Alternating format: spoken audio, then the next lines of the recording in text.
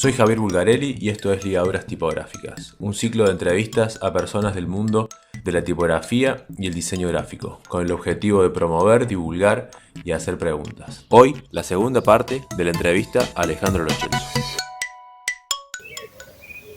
Bueno, pero siguiendo un poco el recorrido, vos de Inglaterra, ahí, una vez egresado ahí, ya empezás tu carrera como diseñador de tipos y como docente al mismo tiempo. No tan rápido porque me fui un año a Francia, en la NRT, que era esta especie de taller de investigación tipográfica, taller nacional de investigación tipográfica, eso es lo que quiere decir.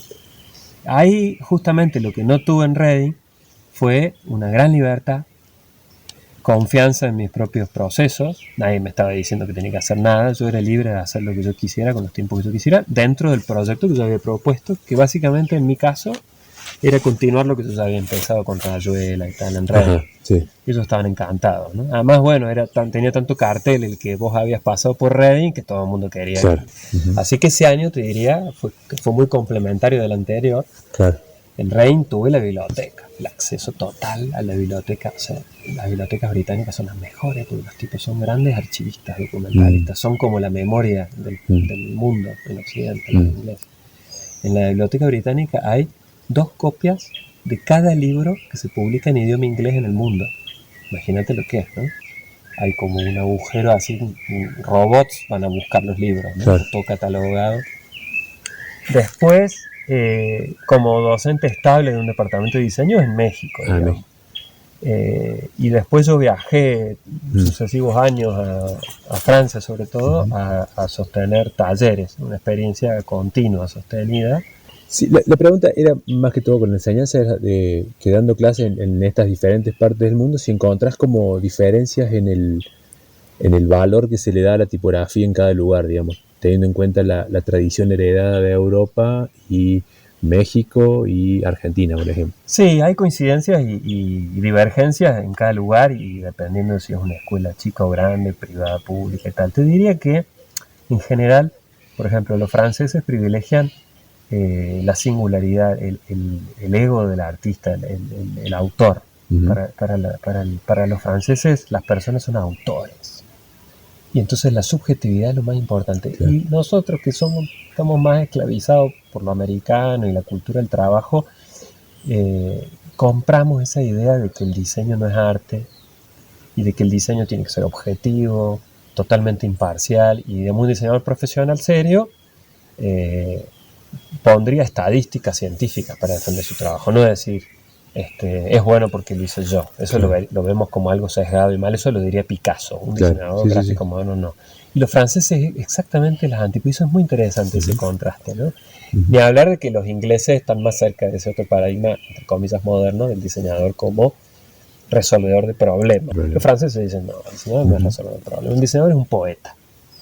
Y es interesante porque ellos en toda la enseñanza, no importa cuál sea, por supuesto en las disciplinas artísticas o diseños más marcados, la idea de autor y la idea del yo singular y del ego es más importante. Así que es más importante que tu yo sea singular, que lo que vos tengas que aportar, tu voz que aportás al mundo sea singular. Y es la mirada de una cultura que es proteccionista del arte, por ejemplo, ¿no? O sea, Francia es el país del arte, de la historia del arte, de los museos. Entonces, eso también me nutrió y me quité ese prejuicio desplumado de que el diseñador es un resolvedor de problemas. En el fondo no es cierto. Sos parte del problema, sos parte de la solución. Y tampoco son problemas tan importantes. Claro, es decir, un poco también una profesión minimizada y con complejo de inferioridad, que no me parece mal, porque finalmente el diseño gráfico comercial no es mucho más que, perdón por lo que voy a decir, pero es como una meretriz de la industria, de la publicidad, de todo eso. Hay grandes diseñadores que han hecho grandes cosas, pero no en el contexto del diseño comercial. Sí. En algún punto se han hartado, han hecho un freelance, o han hecho trabajos gratis para algún amigo que estaba en cultura y tal. Entonces, bueno, cada uno sabe el grado de pasión y de corazón y de dignidad que le pone a su trabajo y todo es válido. Pero eso no quita que cada uno tome posición en todos esos valores. Pero relativamente al peso, por ejemplo, que se le da a la enseñanza de la tipografía en Europa? Bien, esa era la pregunta. En México y en Argentina, ¿es un peso mayor, es un peso menor? Es así. La sensación es que, yo te lo digo después de, claro, muchos años de ver esto, de dar clases y de estar en el backstage de escuelas que son muy distintas, ¿no? La discusión por la tipografía en el seno de una escuela de diseño es una discusión por instalar un pequeño espacio equivalente al de otras asignaturas y materias de estudio, como pueden ser, en el caso de la Argentina, está más ligado a una tradición artística, morfología, ¿no? Bueno, morfología, tipografía, lo importante es que sea una logía, ¿no? O una grafía. ¿Cuál es la tercera pata? Tecnología, ¿no? Y en México no es muy diferente, digamos. Es que es la visión de un diseñador gráfico que dice, yo tengo que conocer esta herramienta, que es la tipografía, y que entonces creen que la tipografía es solo una herramienta del diseño gráfico. Y la tipografía es mucho más antigua que el diseño gráfico. Es decir, explicarle el diseño gráfico a Gutenberg, ¿no? Sí. Que además Gutenberg ni siquiera ya pasaron 570 inventó los tipos móviles, lo inventaron los chinos en el año 1000, en el año 1040, por lo menos. Entonces hay un conocimiento de la tipografía que los sucesivos cambios tecnológicos lamentablemente han amenazado y han propiciado pequeñas muertes, ¿no? Es decir, una nueva tecnología que irrumpe en la escena de la industria tipográfica borra del mapa a todos los viejos que practicaban la tecnología anterior y pone la herramienta en manos de gente nueva que no conoce toda esa otra herencia de la práctica del oficio. Entonces, desde el pantógrafo, siglo XIX, la fotomecánica, o digamos la fotocomposición, en el siglo XX, el fotolettering, los transferibles, y después finalmente la computadora, son las grandes muertes de la inercia de la memoria de la tipografía. Entonces, cada vez que pasaba eso, perdíamos un montón de conocimiento que quedaba en la basura. Entonces, cada vez hay que reconstruir de nuevo la cosa. Entonces, vos ves los libros de los años 80 que hablan de DTP, de Stop Publishing, o sea, autoedición, y parece que están fundando la tipografía. Claro. ¿Y cómo, flaco, está fundando la tipografía? ¿No? Si esto viene hace 500 años. Claro, entonces cuando vos amplias un poquito tu búsqueda y ves catálogos de siglos anteriores y conoces el trabajo de los grandes fundidores de tipos, desde Juan Gutenberg hasta no hace mucho, se te amplía un poco y te parece un poquito irrisorio el hecho de que desde la mente del diseñador gráfico se quiera de alguna manera lobotomizar el conocimiento tipográfico. Y entonces, bueno, por supuesto, lo que vos des en un taller o una conferencia tiene que hacer sentido en el marco de la institución donde estás, en el contexto donde vos lo estás diciendo, ¿no? En la tipografía, en el contexto de Francia, que yo te estaba explicando, aunque sea una escuela de diseño o de comunicación, es arte. Claro. La tipografía en el contexto de cualquier escuela de diseño gráfico en México o en Argentina es una herramienta. Puede ser más artística o puede ser más técnica, pero no es más que eso, ¿no? Sí. En otros contextos puede ser, no sé, un modo de vida. Pero en ese sentido, ¿crees que porque en otra entrevista que le diste a Sergio Braginsky Carrera de la cátedra de tipografía de Silvia González, decís que diseñadores deberían despojarse de toda ingenuidad y aprender a utilizar tipografía como una poderosa herramienta de diseño? Sí. Pero ¿por qué crees que no ocupa el lugar? ¿Por una cuestión de ubicación de las materias en las currículas o por una cuestión de herencia y tradición y de valor? Sí, hay un poco de cada. Me parece que cada vez menos la gente se preocupa por el detalle y por las cosas que a primera vista son invisibles, ¿no? La tipografía es tal vez lo más invisible en el ámbito del diseño. Es decir, ¿por qué alguien va a diseñar tipografía si mi computadora viene? La cigüeña trajo un montón de tipografías, ¿por qué alguien las va a crear, ¿no? Claro. De hecho, esa es la primera epifanía que la gente tiene. ¿Cómo? Cuando vos contás qué haces, ¿se diseñan las fuentes? Claro. Sí, señora, no las hace la computadora. Bueno, y a partir de ahí hay una serie de epifanías hasta llegar a eso, ¿no? Una de las últimas, de las cuales quizás es ¿qué aporta de nuevo esta fuente que yo estoy creando? Y la gente que es capaz de ver eso es mucha menos que la gente que lo ve, digamos. Entonces, ahí hay un silenciamiento de la tipografía, incluso en el ámbito del diseño, porque los diseñadores interesados en tipografía son poquitos. La proporción de los diseñadores que incluso compran tipografías nuevas para sus proyectos es ínfima en relación a la masa de diseñadores gráficos del mundo. Sí. Entonces, lo más visible de todo eso, ¿qué es? Y el branding. Cuando una agencia de diseño, un estudio, le quieren vender un proyecto a una gran empresa, y entonces usan la idea de que hay que crear una tipografía nueva o hay que comprar y modificar esta tipografía para hablar con esta voz. Pero en general, por ejemplo, en texto inmersivo, sí, que es a donde están interesados los editores de libros, por ejemplo, mucho más sutil, y uno trabaja con el ritmo, sí, y el grado de novedad, por supuesto, que es menor, pero no es que no pueda haberlo, no, sino que la constricción, digamos, la limitante de trabajar con una forma de palabra que sea altamente legible y confortable a la retina, hace que vos no puedas hacer cosas disparatadas y locochonas. Entonces, hay que ser muchísimo más creativo para hacer una obra de teatro de 20 personajes en 1 metro cuadrado de escenario, que, ¿no?, esperando a Godot en 20 metros cuadrados, digamos. Sin embargo, en otros lugares donde se podría hacer como un poco más novedoso,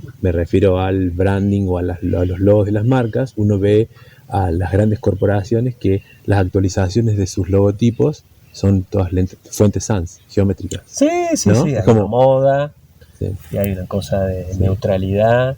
Las fuentes corporativas, todo el mundo cree que las fuentes corporativas tienen que ser así, geométricas. Hay una falta de originalidad y una, ¿cuál es la palabra? Pusilanimidad de la industria del diseño, tal que nadie quiere ser original por miedo a perder el trabajo. Sí. Y bueno, esa parte es aburrida, digamos. Siempre donde hay mucho dinero, hay que sospechar. Y bueno, y eso empuja lo mismo, ¿no? Es decir, ¿qué espacio se le dan las currículas de enseñanza del diseño a algo que es cada vez menos visible o que es para unos pocos? Y hay esa percepción generalizada de que la tipografía es medio elitista porque solo pocos se dan cuenta. Son las ropas del rey, ¿no? Sí. Sí, y hay también un discurso de ciertos personajes del diseño donde también me parece que ponen lejos la disciplina, donde no, para llegar hasta acá hay que saber mucho, hay que ir como construyendo demasiado, y por ahí me parece que es una opinión personal, ¿no? Sí. Pero ¿se aleja mucho por ahí la disciplina o no? No, es como todo, si uno lo puede explicar con palabras simples, en realidad todo se puede explicar con palabras simples, pero no es fácil explicar las cosas complejas con palabras simples, ¿no? Yo creo que todos nosotros, ya a nuestros padres y madres se les hace difícil entender a qué nos dedicamos siendo diseñadores gráficos. Imagínate tipógrafos, diseñadores de tipografía, no ocurre. Pero bueno, tiene que ver con lo que uno desarrolla como pasión, ¿no? Uh-huh. Evidentemente sí hay algo de eso. La gente que se dedica a la tipografía en general es gente, te diría, que tiende a fijarse en los detalles y a ser cuidadoso y sensible en ciertas cosas. No es una valoración humana, ¿no? Uh-huh. Pero en general la gente que se dedica a la tipografía es gente que tiene una cierta sensibilidad, digamos, ¿no? Lo mismo que te dirían de un músico o de un chef, qué sé yo, es lo mismo, y más allá de los géneros, ¿no? De la gastronomía o de la música, acá es lo mismo. Hay diseñadores gráficos hipersensibles y diseñadores gráficos muy brutales. Lo mismo pasa dentro de la tipografía. Digo, siguiendo el ejemplo de la cosa corporativa. Sí. Sobre el panorama tipográfico en Argentina, en esa misma entrevista que mencionaba, hablas de que la Argentina se percibe como un país líder en América Latina. En América Latina. Tal vez empezamos antes, tal vez haya más diseñadores haciendo cosas, eventos ruidosos, y rescatás el valor de Fontana. Totalmente, sí. Y decís que la región y la Argentina padecen de cierta inmadurez profesional. ¿Crees que todavía continúa eso? No, yo creo que ha cambiado mucho. No sé en qué año habrá sido eso. No figura la fecha en la publicación. Qué bueno. O sea que uno puede concluir lo que uno le convenga. Pero en algún pasaje de la entrevista hablas de México, así que debe ser cuando vivías en México. Yo creo que se sigue percibiendo en la Argentina como líder en ese pequeño ámbito del desarrollo de tipografías. Cada vez más Brasil va ocupando protagonismo. Digamos, en la bien sana y saludable Bienal de tipos latinos se va viendo el pulso del crecimiento.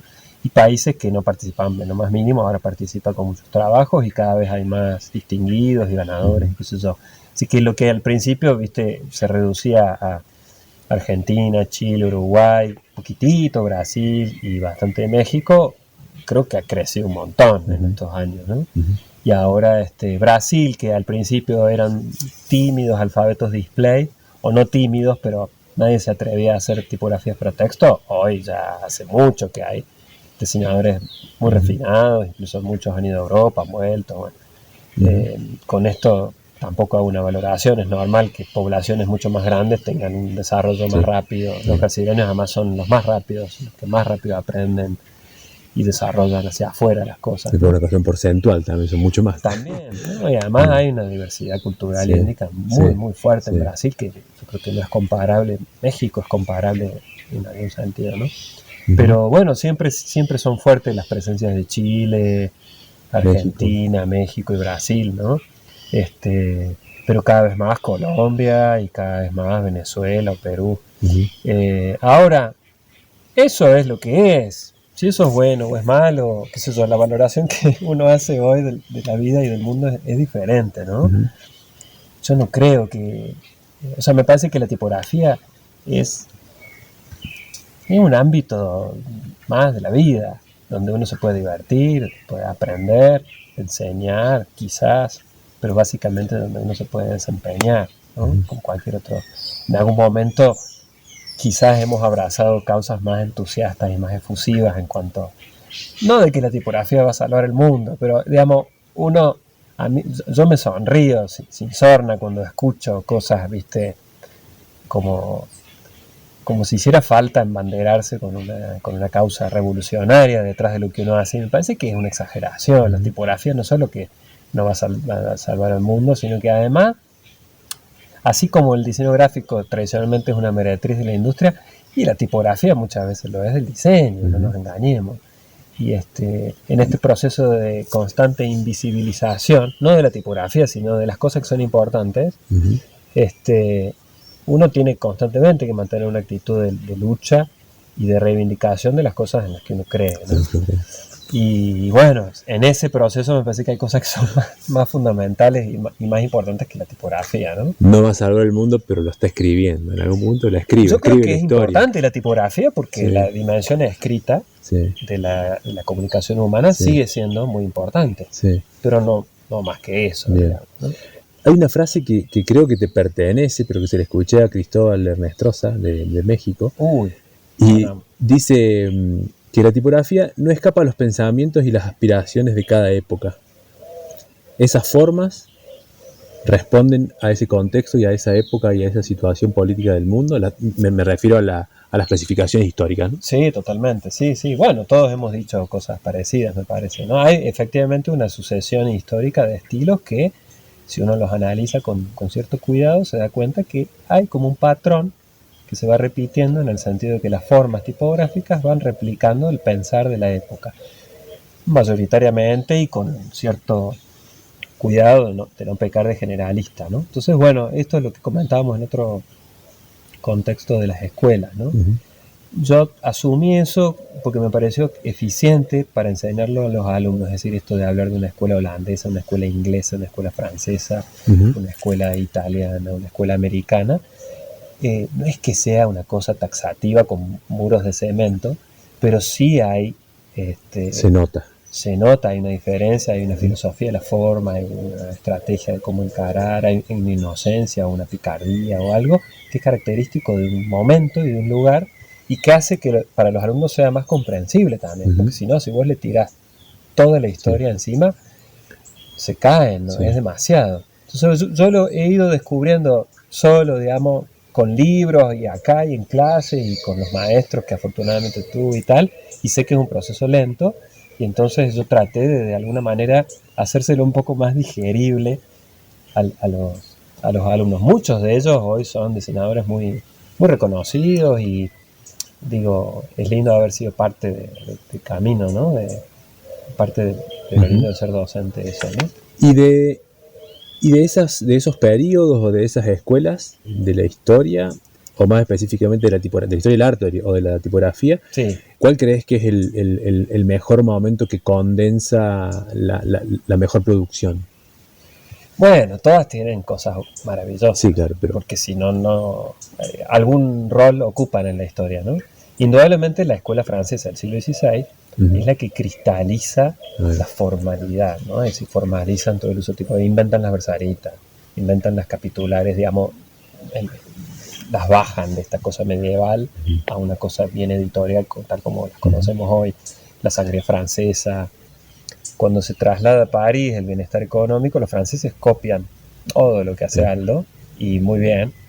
Pero además, viste, son estos tres franceses impresores que sienten que ellos tienen que empezar a generar algo propio y no seguir copiando a los italianos. Y es cuando lo crean a Claude Garamond. Claude Garamond es creado por tres grandes impresores, que son Simon de Collin, que fue uno de sus maestros, Antoine Augereau, que fue el que le enseñó a grabar punzones, y ¿quién me falta? Viste que me iba a olvidar de alguien. Bueno, estos tres impresores se ponen de acuerdo y dicen, che, flaco, necesitamos que alguien funda tipos, que yo no sé fundir tipos. Bueno, te podemos ayudar. Y lo mismo le pasa a Caslon. Son tres impresores ingleses, de alguna manera copian este modelo francés de ir y hacer de mecenas de un joven que William Caslon grababa armas, vivía de grabar armas, era un gran grabadista, con el buril te hacía todos los figuretes que quisieras, ¿no? Y entonces esa precisión era bien vista, porque en el momento de los Tudor, en donde había mucha corrupción y solo podían imprimir los que eran amigos de la dinastía, y entonces la calidad de la industria editorial de los libros, sobre todo, era pavorosa. El papel era malo, la tinta era gris, son los peores libros de la historia de Inglaterra. Y entonces estos dijeron, no, vamos a rescatar, esto es una vergüenza, y lo convencen a Caslon y le compran un taller, le hacen un taller para que Caslon se dedique a grabar tipos, para que ellos lo usen y dejar de comprar los tipos del continente. Bueno, esa misma idea tienen estos franceses, que lo crean a Garamond y lo hacen viajar a todos los talleres. Claro. Garamond lo que tuvo fue de que hizo, primero, Garamond es importante porque es el primer freelancer, es decir, el primer grabador de tipo, de punzones, que trabaja para otros impresores en este caso. Claro. Y segundo, el tipo estuvo en todos los talleres, incluido el taller de los alemanes, de Fribourg, ¿cómo es que se llama? Bueno, ahora no va a salir. Pero son unos alemanes que contratan el rector de la Sorbona, que para no tener problemas con la corona, porque estaba prohibido tener imprenta, estaba prohibido imprimir, claro, ¿no? Ese era un pacto entre el poder eclesiástico y el poder político, renuncia a la Sorbona y contrata por debajo de la mesa a estos tres alemanes, se me acuerda el nombre, uno de los cuales era genial, Ulrich Gering, los trae de Maguncia, que era donde salía, era la cuna de Gutenberg, de todos los que aprendían. Ahí fue donde también fue a aprender Nicola Jenson, y los pone en la misma calle donde estaban todos los impresores, y a metros de la Sorbona, y ahí empiezan a publicar los libros que la universidad necesitaba y que no tenían que pedirle permiso ni al Papa, ni al Rey, ni a nadie.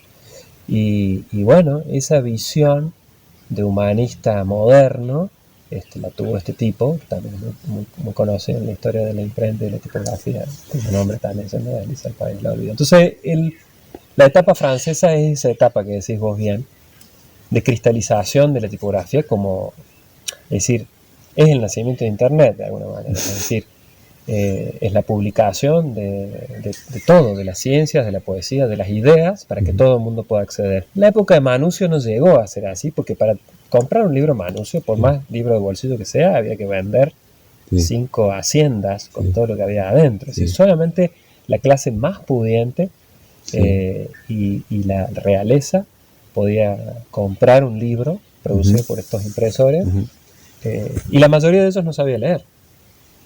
Entonces era el cohete. Esos libros, la mayor parte, terminaron en bibliotecas de monarcas o de duques que no sabían leer. Claro. La mayor parte de los reyes de la historia de Europa no sabían leer tampoco. Claro. Entonces la divulgación, la vulgarización, como dicen los franceses, ocurre mucho después. Lo mismo que dicen que Manusio inventó el libro de bolsillo. El libro de bolsillo ya existía, en la Edad Media se vendían libros de bolsillo así, en lugares como este, en manantiales. Te sorprendía a alguien, no sabía si era alguien que te quería afanar todo o vender un libro pícaro hecho a mano, por supuesto. Claro. Los primeros libros impresos de bolsillo son los de Manusio. Claro. Y un poco en el contexto actual, en la situación actual de la tipografía, las fuentes variables son una novedad, es algo que está reflejando lo que viene o lo que va a suceder. La fuente variable es un refrito de Multiple Master. Multiple Master fue un gran invento de Adobe, maravilloso, que es la posibilidad de plantear, en ese momento era máximo 3 ejes, ahora es infinito, casi, en los que la forma de una fuente puede variar en peso, en ancho y en eje, en cuerpo óptico, que era muy saludable porque vos podías elegir una forma que se adaptara bien a cuerpos grandes o a cuerpos chicos, ¿no?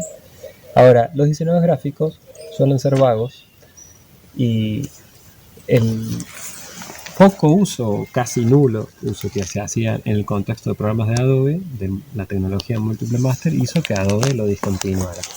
Y esto es una idea que cocinaron las 3 grandes corporaciones que cocinaron el Variable Font.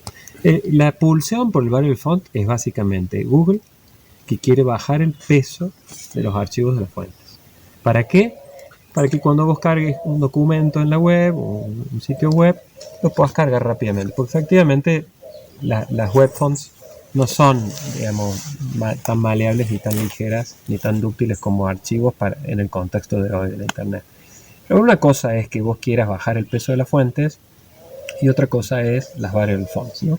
Para desarrollar todo este cambio se asociaron con Adobe y con Microsoft. Y entonces la pulsión es el nuevo formato industrial que siempre, cada tantos años, vuelven a imponer. O sea que vendría a ser como, digamos, una muestra más de que el capitalismo está refritando cosas y están volviendo a mostrar más o menos lo mismo. Es mejor que se refrite eso, que era el Multiple Master era maravilloso. Yo lo usé muchos años, pero claro, me miraban feo porque eran pocos los que sabían usarlo, era una pavada de usar.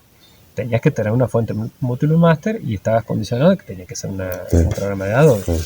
Pero nadie va a querer leer un título en una noticia de un diario si la fuente se está poniendo flaca y gorda, condensada, porque es una cosa detestable. Vos necesitas que esté fija, no importa si es una pantalla o si es un papel, digamos. Entonces hay toda una fantasía con que podemos animar las fuentes y eso puede servir para la publicidad otra vez, pero no para la lectura. La lectura no ha cambiado, desde la caligrafía o del grabado en piedra o en madera o en monitor. La lectura es la misma porque los ojos son los mismos y el procedimiento de lectura es el mismo.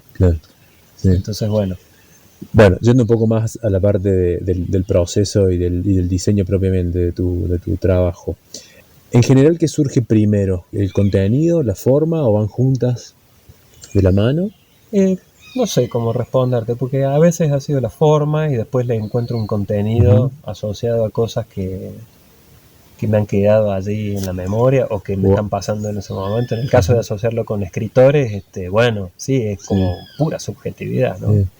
Y a veces al revés, a veces no. Digo, no, hay que buscar una forma que vaya bien con esto. Pero no puedo decir que hay una ley general, ¿no? Claro. Es un diálogo. Y finalmente, viste que explicamos la vida y el mundo por dualidades, ¿no? Forma y materia, luz y sombra, pero en realidad esas dualidades no existen como tales, ¿no? Nosotros necesitamos, porque somos seres duales, ¿no? Por nuestra respiración, por nuestros 2 brazos, 2 piernas, el día y la noche, y toda esa vivencia que hacemos es rítmica, está tejida por el biorritmo. Creer en la existencia de 2 cosas que nuestra gran inteligencia une, ¿viste? Pero en realidad esas cosas no están fragmentadas, ¿no es cierto? Porque en Atahualpa hablas de que es un proceso lento de maduración de formas, ¿no? Y que es es tu diseño más audaz y arriesgado ese.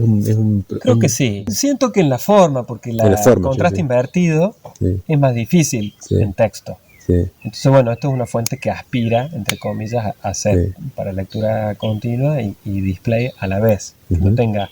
Ese era el desafío, que es un desafío compartido con otros diseñadores, con Pancho Gálvez también, ¿no? Yo creo que él lo logra bastante en Amster. Y yo me propuse después de Amster hacer un camino similar en ese sentido, ¿no? El contraste invertido tiene que ver con la audacia de hacer una forma un poco rebelde, una forma que está menos asimilada por la retina en los estilos históricos y que es más difícil de domar para cuerpos de lectura. No sé si lo logré, pero era algo que a mí me divertía hacer. Digamos, a mí me divierte hacer algo que parezca, por lo menos, no sé si lo es, singular. No busco lo convencional, busco lo que va a contrapelo de lo convencional. Y en esa búsqueda de ir a contrapelo de lo convencional, naturalmente asimilo cosas que son de la convención, porque si no se puede leer, no sirve. Y encontrar el límite justo. Habrá gente que le parecerá excesivamente no convencional y vomitiva en ese sentido, y habrá gente que le parecerá incluso convencional, porque hay muchas otras tipografías. Y bueno, en el medio, no sé. Las tipografías no alcanzan éxito o fracaso en el corto plazo. Y si vos pensás que tardas 10 años en hacer una familia, es lógico que necesites 10 años más para saber si funciona o no. O sea, a la gente le gusta o no. En general, Atahualpa, por ejemplo, recibió muchos piropos, más de los que yo hubiera imaginado por la supuesta no convencionalidad, pero no es una fuente exitosa comercialmente, cosa que también es muy típico que pase, ¿no? En estos tiempos. Y a nivel de disfrute personal, de todas las fuentes, ¿cuál fue la que más disfrutaste? Por lo que sea. Qué pregunta. Y a pesar de que la veo hoy y me da mucha pena y vergüenza, pero le pongo compasión, pobrecita, Rayuela le tengo más cariño. No por ser la primera, porque no fue la primera, pero es en la que yo catalicé Reading y Lanerte. Entonces hay mucho ahí, ¿viste? Pero está lejos de ser algo que a mí me guste. Es decir, que son distintas cosas, ¿no? Y el diseño de Reforma. Todas las he disfrutado. Sí, Reforma fue un gran desafío personal también, porque yo sentía que crear una forma que tenga la voz de la universidad, pero que no son los 4 siglos de la universidad, que ya es bastante pesado, sino que además tiene que representar la discusión actual de la universidad, al seno de la Universidad Nacional de Córdoba, en donde había mucha gente que no le gustaba la idea de autoridad y de historia, porque, digamos, era situarla la letra en un lugar que se pudiera asociar a la herencia intelectual, de alguna manera, de la institución, y al mismo tiempo no pareciera una cosa de autoridad fácilmente en la Argentina asociable a autoritario. Acá hay un problema de no distinguir una cosa de la otra, ¿no? Por nuestra tradición de dictaduras militares, ni hablar, ¿no? Pero ese sí fue un desafío personal que no estuvo, por ejemplo, muy puesto en el diálogo con la universidad, ¿no? Porque era algo que, bueno, resulta bastante inasible. Pero hay gestos de Reforma que yo busqué caprichosamente para reflejar ese estado de cosas como de modernidad, como de, no, pero esto no es una letra histórica, fíjense bien, ¿no? Y al mismo tiempo tenía que ser sexy, lucir bien en cuerpos grandes y ser súper legible y amigable en cuerpos chicos. Bueno, así que sí fue un desafío importante. El desafío de Atahualpa es fácil porque me lo pongo yo. El desafío de una letra encargada por una institución, una organización en este caso, es mayor, porque hay cosas que, por supuesto, hay decisiones que uno elige, pero sobre un camino que es trazado en diálogo con lo que la institución necesita, ¿no? Así que te diría que el desafío de Reforma fue mayor que el de Atahualpa. El logro artístico, desde mi punto de vista personal, es mayor en Atahualpa, porque me tomé 10 años. Son proyectos muy distintos. Pero el hecho significativo de una fuente por encargo para una universidad nacional con 400 años de historia significó... Y sigue siendo, ¿no? O sea, como un honor. Y todo lo que uno haga siempre va a ser chiquito y singular y pequeño y parcial ante semejante cosa. Por supuesto, uno no puede abrazar a toda la universidad y a todos los 400 años, y quizás dentro de 5 años deciden diseñar otra tipografía, y ha pasado, ¿no? Curiosamente con el gobierno de México ya pasó varias veces, ¿no? Que sube a otro partido y hace su fuente. Pero bueno, no deja de ser muy significativo, y creo que eso también es lindo para el ambiente del diseño acá en Córdoba. Muchos diseñadores gráficos de acá me lo hicieron saber en su momento, porque es como un empujón. así como lo fue para el Departamento de Diseño de Comunicación Institucional de la universidad, el hecho de ellos poder gestionar el diseño, terciarizar a una fundidora cordobesa el diseño de una tipografía para toda la universidad, bueno, fue importante para todo el diseño en la universidad y fuera de la universidad. Sí. Y Reforma ha tenido una difusión internacional mucho más fuerte que la que hubiéramos imaginado en su momento, ¿no? Porque todo el techo lo pusimos en el uso y aplicación que la propia universidad iba a hacer. Claro. Pero al decidir la universidad liberarla, es impresionante la cantidad de gente que la usa hoy en todo el mundo, ¿no? Y eso es muy gratificante. Sí. Y eso también tiene que alegrar a la universidad. Claro. ¿En qué proyectos estás actualmente trabajando, si se puede saber? Sí, acabamos de terminar un proyecto que se está ahora publicando y subiendo un sistema tipográfico para la Catedral de Metz, que cumplió 800 añitos ahí al este de Francia, que es un proyecto que compartimos con un estudio de diseño Nouvelle Etiquette, se llama, en Metz justamente. Y bueno, fue muy, muy reconfortante porque también la materia prima de todo ese proyecto son cosas que nos exceden totalmente. Entonces hay que salir a investigar y a leer y qué pasó y qué no pasó. Imagínate 800 años de una institución, porque no es nada más el edificio, y todo lo que pasó en la sociedad, en esa ciudad, en torno a esa iglesia, y quiénes son los que rigen hoy, porque además el poder político es el que gobierna en Francia, nunca más el eclesiástico. Entonces bueno, y la parte de cultura en Francia, bueno, fue un proyecto riquísimo en muchos aspectos. También fue un proyecto grande como el de Reforma, de casi 3 años, donde hubo diálogo con el Ministerio de Cultura y con una comisión de notables, digamos, que venían de la política, de la religión católica, de la ciudad, de la nación, de cultura, etcétera. Y hubo que hacer y deshacer 1000 cosas, propusimos cosas muy locas y creo que salió algo muy lindo. Creamos varios alfabetos, unos son para grabar sobre unos paneles de metal, para los turistas en 3 idiomas, ¿no? Francés, alemán, inglés. Es el lugar que todos los turistas van a visitar en esa región, la catedral, la linterna de Dios se llama, y es la catedral que tiene los vitrales más grandes de Europa. Hay vitrales de varios artistas famosos, incluso de Chagall. Chagall hizo vitrales ahí, una locura. Y mucha gente va a ver los vitrales de Chagall y se van, ¿no? Entonces, bueno, todo ese patrimonio cultural e histórico había que reflejarlo y fue un desafío también fenomenal. Y no repetir nada de lo que ya existe y ser originales, pero ser cuidadosos con la técnica de impresión o de grabado. ¿Ya está publicado? Está haciendo en este momento, desde... la fecha oficial era noviembre, probablemente estén montando los paneles ahora. Hicimos un alfabeto que se proyecta con luz sobre la piedra, queríamos una cosa que fuese inmaterial. Entonces, toda la parte más espiritual del proyecto, que son frases de la Biblia, dichos de santos, y qué sé yo, la proyectamos con unos proyectores especiales que se llaman Gogo. No, es un proyecto así que...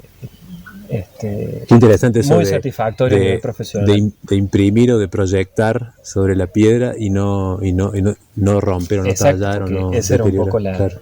No, y además los franceses se enfrascan en conversaciones larguísimas acerca de si ser invasivo o no, con qué material, y la parte de la pata industrial del proyecto, los chicos se asociaron con otro estudio de Canadá para resolver todos los objetos que iba a haber. Claro. Investigaron cristales inflados, fueron a toda esa parte, que esa zona también es muy rica en lo que es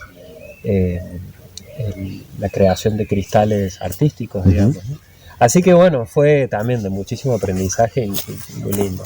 Hicimos unas capitales también iluminadas, inspiradas en las formas muy grotescas y muy humorísticas que los mismos albañiles artesanos de la catedral hicieron para propia diversión, ¿no? Entonces hay imágenes súper escatológicas, hay escenas súper sexuales, hay un tipo que se asoma por su trasero, o sea, cosas que a la hora de conversar con la iglesia y qué sé yo, finalmente logramos pasar y se van a usar en situaciones editoriales y qué sé yo. Y una de Julie, una del miembro de Nouvelle Etiquette, dibujó, inspirándose en todas esas capitulas esculpidas en piedra, hicimos todo un alfabeto de eso, ¿no? Entonces, bueno, fue muy divertido hacer eso, ¿no? Claro. Y fue un proyecto serio profesionalmente, pero también hubo un presupuesto serio, entonces pudimos hacer muchas cosas, ¿no? Así que contentos. Y bueno, la última pregunta tiene que ver con un poco con todo esto que estás hablando, me parece. ¿Qué te enseñó la tipografía de la vida? ¡Oh! ¡Qué pregunta! Esa es la que habría que dejar para la segunda parte. No sé si la tipografía, ¿no? Creo que todos aprendemos en nuestro camino. Creo que una de las cualidades de la tipografía y todos los que se han metido en esto, me parece que coincidimos en eso, que es que abre puertas, porque básicamente es eso, lo que vos dijiste hace un rato, es la comunicación, ¿no? Entonces, calculo que hay muchas cosas de la vida que son puertas, ¿no? Pero la tipografía tiene esos dos costados, porque por un lado vos estás diseñando un alfabeto mal llamado romano, ¿no? Que en realidad es una continuidad de un imperio, ¿no? Y que es el corazón de Occidente y de cómo se impuso la palabra y la ley, ¿no? Y el ejército y el billete, etcétera. Entonces, siempre hay un costadito de culpa para los que tenemos esa sensibilidad en relación a los choques culturales, las evangelizaciones, las colonizaciones, claro. Y por el otro, no deja de ser un puente, ¿no? Entonces, en ese sentido creo que sí. En mi caso, yo siento que ha sido muy beneficioso, ha sido un privilegio, ¿no? Pero la docencia también, en tipografía o no, creo que también eso es un puente importante, esa oportunidad que tenés de despertar esa llamita que en realidad cada individuo tiene, ¿no? Vos no le metés nada, más bien, educar viene de educere, que quiere decir sacar de adentro, ¿no? Y entonces es eso, es tratar de que se le despierte eso que cada uno tiene adentro. Y por último, ¿me contás un poco sobre el proyecto de la escuela primaria? Sí. Es un proyecto que traemos con unas familias que conocimos en un jardín de infantes y después, bueno, hubo una situación de cambio en la estructura de esa escuela. Las maestras se fueron, o una de ellas, y con el resto de familias decidimos continuar, pero ya como un proyecto gestionado por las propias familias, ¿no? Que es una cosa ya muy común hoy en día, ¿no? Pero que implica una puesta de cuerpo y de cabeza fenomenal, porque por supuesto que es mucho más fácil llevar tu niño a una institución, que ellos piensen todos los problemas y los resuelvan, y vos irlo a buscar y ya está. Es mucho más fácil, digo, que ir y gestionarlo nosotros. Pero bueno, estamos convencidos y la experiencia que llevamos hasta ahora ha sido también muy gratificante, de que eso es lo que queremos para nuestros niños. Así que estamos pulsando eso, de todo. Ahora estamos en una casa que alquilamos, pero el proyecto sería poder tener un lugar propio, ¿no? Ya sea comprar un terreno y construirlo, o bueno, hasta que lo podamos hacer. Así que bueno, somos 11 familias al día de hoy y vamos creciendo muy despacito. Sobre todo tratamos de no dar muchos pasos, sino más bien de consolidar los que ya dimos. Y tenemos un pequeño grupo de primaria ya, que son los niños mayores de estas familias, y los niños menores ocupan el jardín. Y ¿muchos? para el año que viene... ¿Una comunidad de cuántos? Y son 11 familias y 14 niños. El año que viene ya entrarían no menos de 4 niños más, quizás 6. Depende de las acompañantes que tenemos, etc. Pero los padres nos involucramos en comisiones de trabajo, ¿no? Por ejemplo, yo estoy en comisión institucional, estuve en mantenimiento, en fin, hay una comisión pedagógica, hay comisiones de padres y madres que van resolviendo específicamente las cosas. Y bueno, es parecido a la experiencia Waldorf en algún sentido. En algún otro sentido hay cosas de Montessori que nos gustan y que tomamos.